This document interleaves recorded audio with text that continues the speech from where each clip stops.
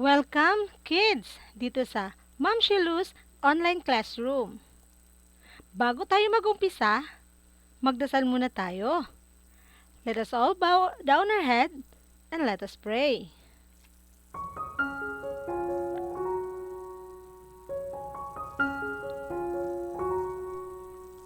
In the name of the Father, and of the Son, and of the Holy Spirit.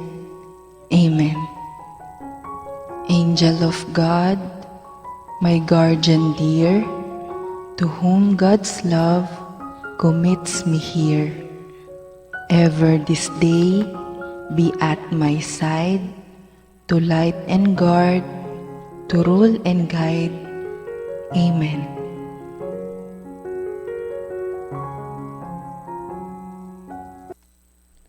Ngayon, tapos na tayong magdasal. E-check muna natin ang attendance. Kapag tinawag ni teacher ang pangalan ninyo, say present, okay? Nakuha ba? Very good. Unahin muna natin ang boys. Alim Sander, Belio Francis, Castro John, Estrella Stephen, Ledesma Lawrence Jacob, Ledesma Louis Gabriel, and Pastor Kenji. Very good! Complete attendance ang boys. Tingnan naman natin ang girls. Andong Nessa Jane, Banisil Sheena, Castro Annabel, Elliot Janice, Ledesma Luril Georgette, Mesa Jane, and Rosales Chona. Very good! Present ang lahat. Palakpakan naman natin ang ating mga sarili. Ngayon naman, bago natin umpisahan ang ating klase, talakayin muna natin ang classroom rules. Makinig, okay? Number 1. Pay attention to the lessons and teachers. Pangalawa, keep our classroom clean. Pangatlo, be on time for class and assignments. Number 4, be polite and respect everyone. Number 5, do not make loud noise in classroom. Or huwag magingay. Number 6, clean up and dispose of trash after school every day. Nakuha po ba? Susundin ba natin ang mga classroom rules? Very good, kids! So, ngayon naman, ang ating tatalakayin ay basic addition from 1 to 10. Para bago ang lahat, tingnan muna natin kung marunong na bang magbilang ng 1 to 10 ang lahat. Kumanta muna tayo. Ready na ba ang lahat? Very good. And now, let us sing. The Singing Walrus. Counting from 1 to 10.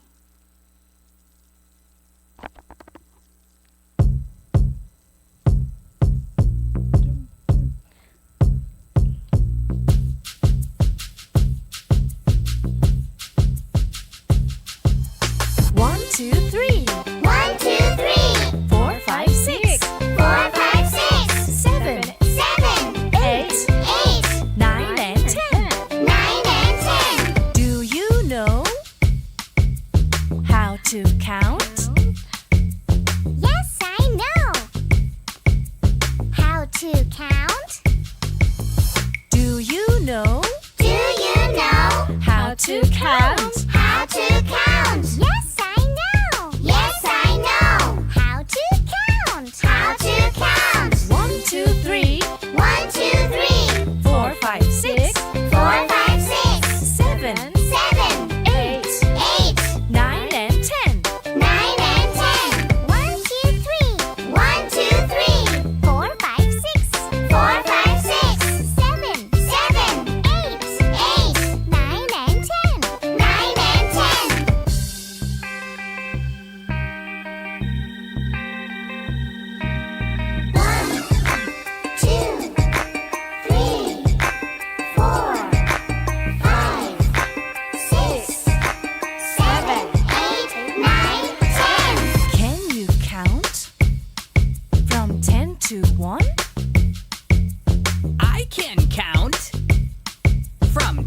to 1?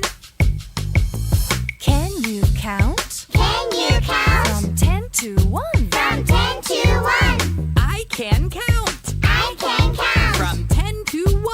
From 10 to 1. 10, 9, 8, 7, 6, 5, 4, 3, 2, 1.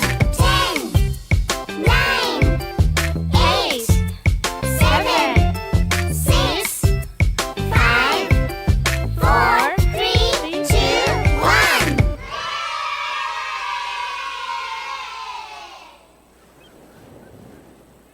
Very good. Ang galing naman. Very good, kids. Now, let's proceed sa ating lesson. Pagdadagdag o addition. Hello mga bata. Ito nga pala si LJ. At ito naman ang kapatid niyang si Louie. Gusto nilang bumili ng candy sa tindahan ni Lola Elite. Lola Elite, pabili nga po ng candy. Ako din po, Lola Elite. Pabili din po ng candy. At nakabili na nga sila ng candy. Si Louie ay nakabili ng 1, 2, 3 mga candy. Si LJ naman ay nakabili ng 1, 2, 3 mga candy rin. Gusto nilang pagsama-samahin ang kanilang mga candyng nabili. Tulungan natin sila, kids. Kung si Louie ay nakabili ng 3 candy at si LJ naman ay nakabili ng 3 candy, 3, dagdagan ng 3, ano kaya ang sagot?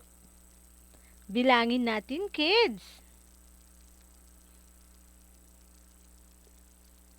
1, 2, 3, 4, 5,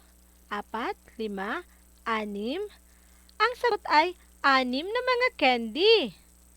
3, dagdagan ng 3, ang sagot ay 6. Very good! Mga bata, alam niyo ba ang tawag sa ating ginawa ay addition?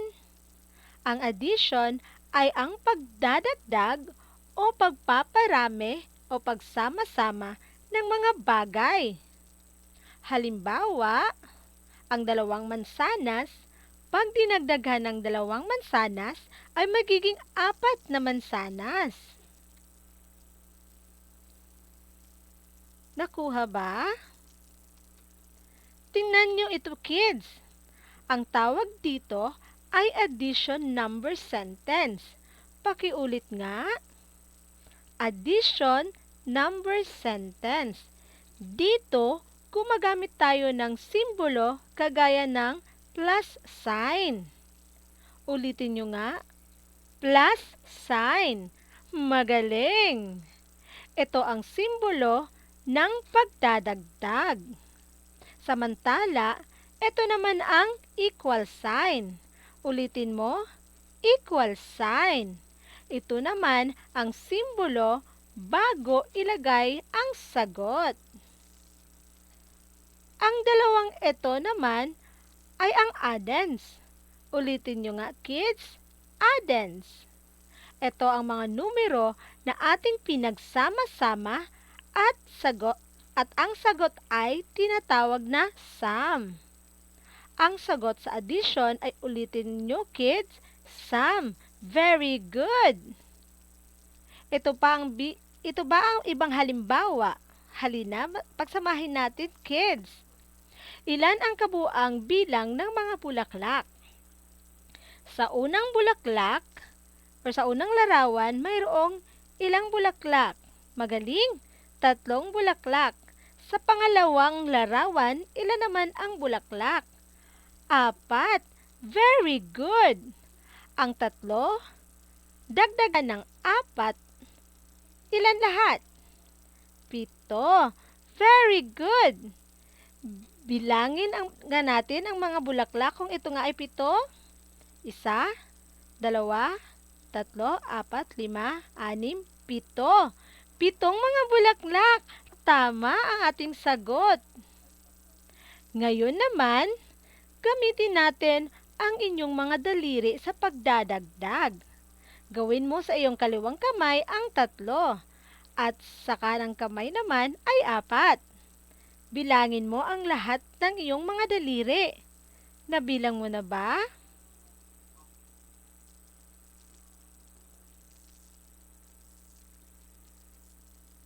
Very good! 7. Tama, may 7 daliri kung idadagdag natin ang 3 at 4. Kids, ngayon naman, meron tayong pinya. 1, dagdagan ng 4, ilan kaya lahat? Bilangin natin. 1, 2, 3, 4, 5. 5 pinya. Ngayon naman, meron tayong mansanas. 1 mansanas, dagdagan ng 3 mansanas. Ilan kaya lahat? Bilangin natin, kids. 1, 2, 3, 4. 4 na mansanas. Ngayon naman, balik tayo sa pinya, kids. Merong 2 pinya. Dagdagan ng 2. Ilan kaya lahat? Pakibilang nga.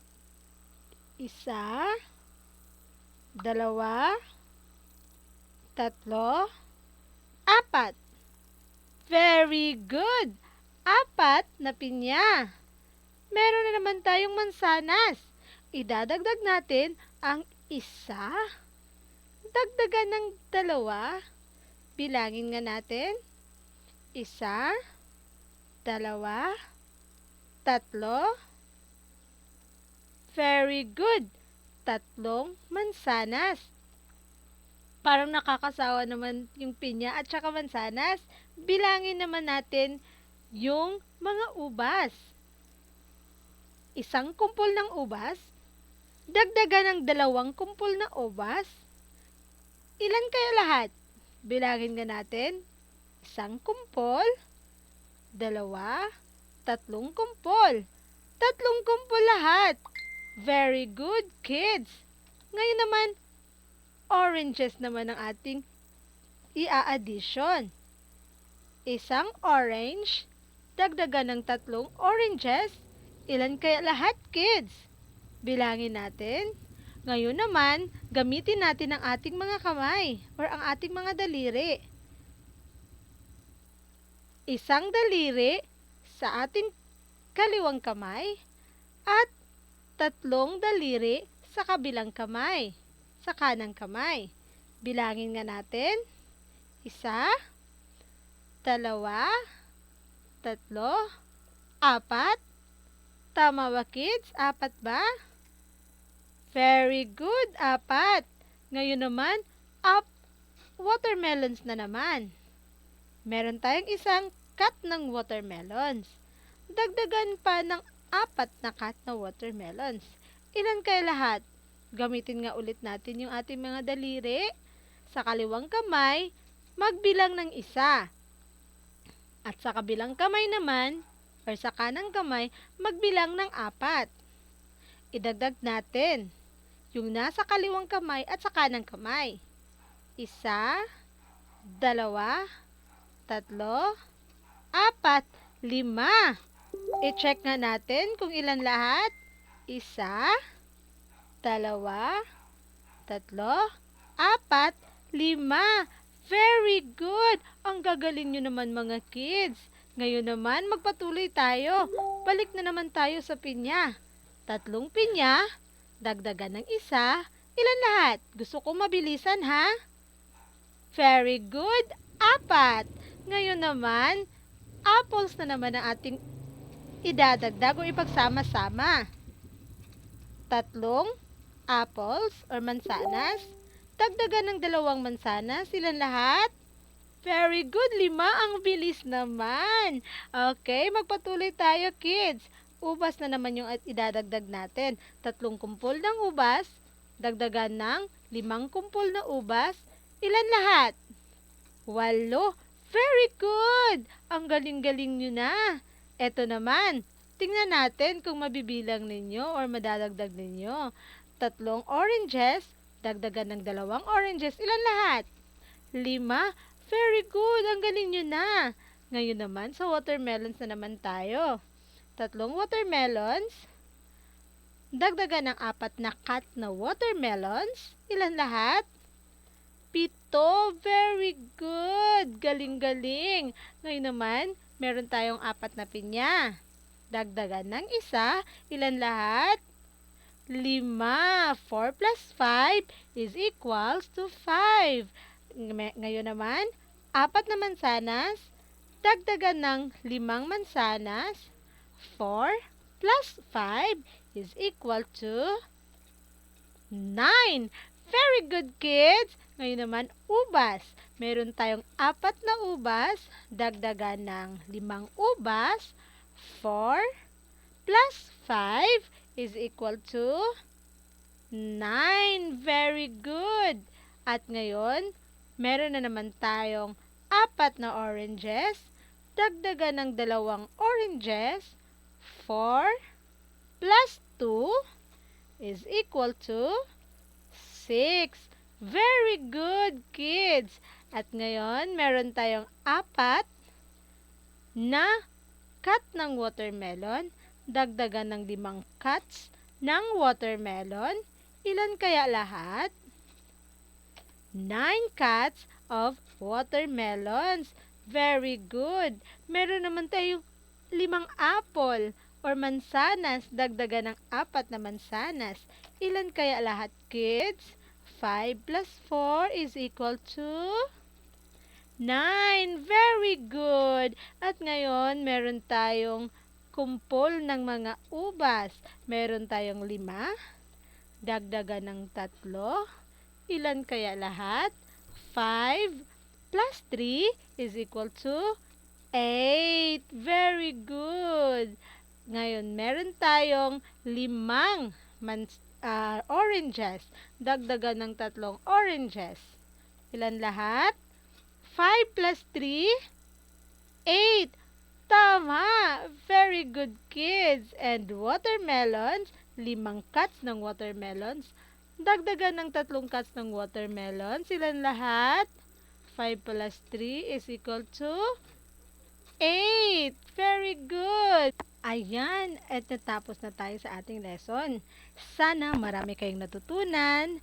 And let us just play, learn, and grow together. And don't forget to have fun and learn with Ma'am Shilu. Thank you. Bye.